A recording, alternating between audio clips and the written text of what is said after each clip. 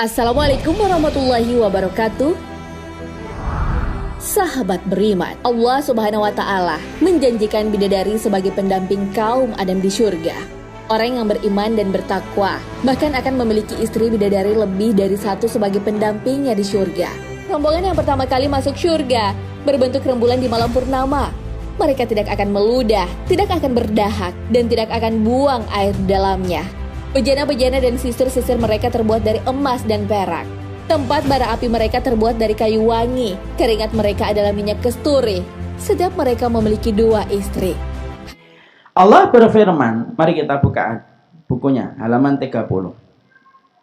Inna ansha'nahunna insya'a faja'alnahunna abkara uruban atraba li ashabil yamin. Sesungguhnya kami menciptakan mereka bidadari-bidadari dengan langsung. Dan kami jadikan mereka gadis-gadis perawan. Penuh cinta lagi sebaya umurnya untuk golongan kanan. Nanti ada yang nanya, Ustadz, kalau setiap seorang suami berhubungan dengan istrinya dari penduduk surga dijadikan gadis kembali, pertanyaannya berarti tidak hamil, Ustadz. Hamil itu kalau di surga pilihan, Ibu. Bukan takdir. Paham? Kalau hamil di dunia itu pilihan atau takdir? Takdir. Berapa banyak orang yang pengen hamil, tidak hamil? Hamil. Tapi berapa banyak orang yang tidak hamil? Hamil. Ada orang nikah lama, syar'i, tapi Allah berikan salah satu ujian dalam hidupnya, tidak mendapatkan keturunan. Ada orang zina di pinggir tebu, tapi malah mengandung perempuannya. Ada. Karena apa? Karena keturunan itu takdir. Kalau di dunia.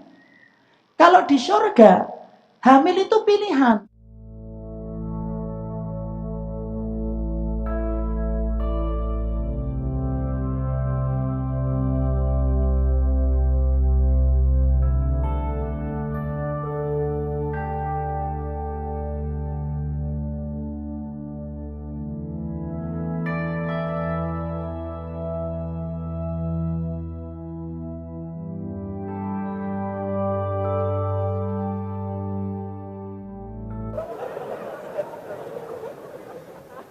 Bagaimana kalau bidadarinya yang turun? Subhanallah, Masya Allah.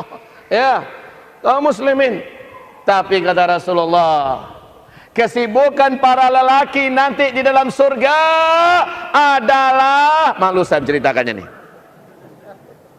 Mau terus?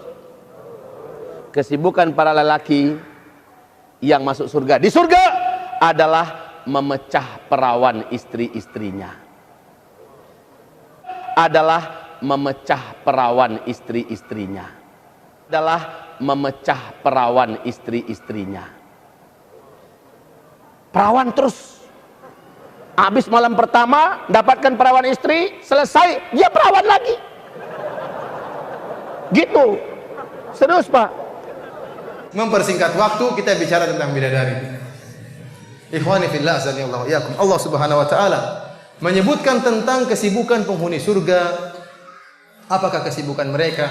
Allah Subhanahu wa taala berfirman, "Inna ashabal jannatil yawma fi syughulin fakihun, hum wa azwajuhum 'alal araiki fil zilali 'alal araiki muttaqiun." Kata Allah Subhanahu wa taala, sungguhnya penghuni surga pada hari tersebut, yaitu tatkala mereka di surga, fi syughulin fakihun, mereka sedang sibuk bersenang-senang. Sibuk dengan siapa? Dengan istri-istri mereka. Hum wa azwajuhum fi dhilalin 'alal araiki muttaqiun. Dengan istri-istri mereka di atas tempat tidur mereka bertelekan.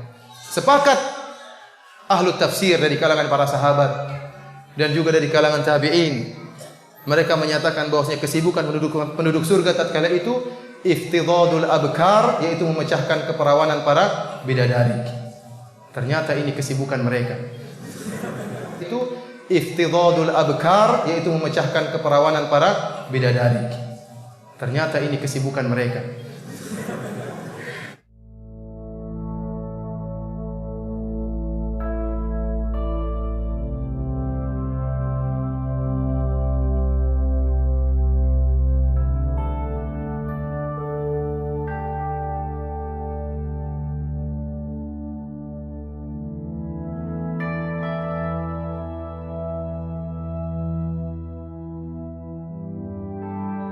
Salah satu nikmat yang ada dalam surga adalah pesta seks. Pesta seks.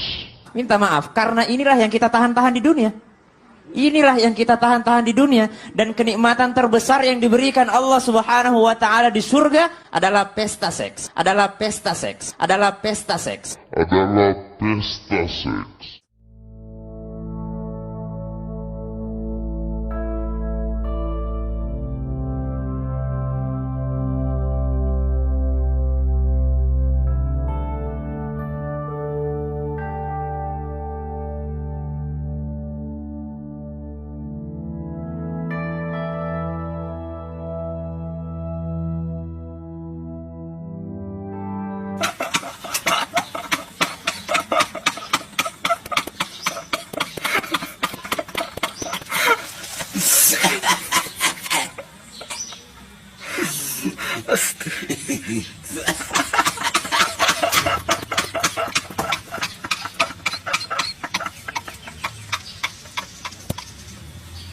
Bukankah dia sudah mati, meninggal dunia? Barrafa'ullah. Wa ma qataluhu, mereka tidak berhasil membunuhnya. Wa ma salabuhu, mereka tidak berhasil menyalibnya. Walakin syubbiha lahum, ada orang lain yang diserupakan wajahnya dengan Isa. Dialah Yudas Iskariot, dialah Yahuza yang kemudian ditangkap oleh tentara daripada Yahudi yang benci akan Isa, dan mereka menyalibnya di tiang Golgota, dan mereka mengatakan inilah dia. Maka kata Allah, wa ma qataluhu yaqina, mereka tidak yakin seyakin-yakinnya tentang itu. Sampai akhirnya pada tahun 324 terjadilah konsili, pertemuan pertemuan seluruh pendeta-pendeta, dan mereka berhasil menyepakati di sebuah kota bernama Nisea. Sekarang letaknya di Turki. Yang dulu kota itu besar, dibina oleh seorang raja bernama Konstantinopel, yang kemudian kota itu dirubah oleh Muhammad Al-Fatih menjadi kota Islambul. Islambul, kota Islam, negeri Islam, yang berubah menjadi Istanbul. Maka di sana ada satu tempat bernama Nisea. Di Nisea inilah mereka bersepakat bahwa Isa adalah anak Tuhan. Bagian, padahal itu tidak ada disebutkan dalam Injil, tidak ada dalam wahyu Allah Subhanahu wa taala. Yu'arrifunal kalima amma wadhihi, mereka merubah-rubah kalimat yang ada dalam kitab suci sesuai dengan kemauan kehendak hawa nafsu mereka. Maka mereka tidak berhasil membunuhnya. Barrafa'allah, Allah mengangkatnya, dan dia belum meninggal dunia sampai masanya menjelang hari kiamat.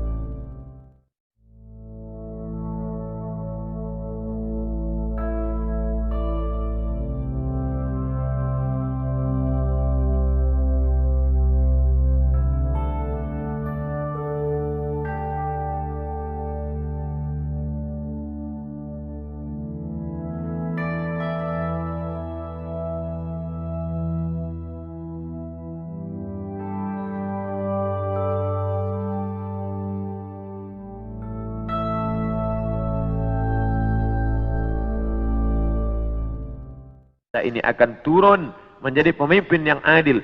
Apakah dia membawa syariat baru lalu menasakh syariat Muhammad sallallahu alaihi wasallam? Tidak. Dia menghidupkan lagi sunnah-sunnah Rasulullah sallallahu alaihi wasallam. Dia menjadi imam di masjid, dia mengajak orang salat berjamaah, dia tetap menegakkan syariat Muhammad. Dia tidak menasakh apapun kerana dia datang sesudah Nabi Muhammad, maka dia sendiri pun ikut syariat Nabi Muhammad sallallahu alaihi wasallam. Dia tidak hanya sebagai seorang ulama, dia tidak hanya sebagai orang yang faham agama, tapi dia menjadi hakaman muqsitan, sebagai pemimpin yang adil.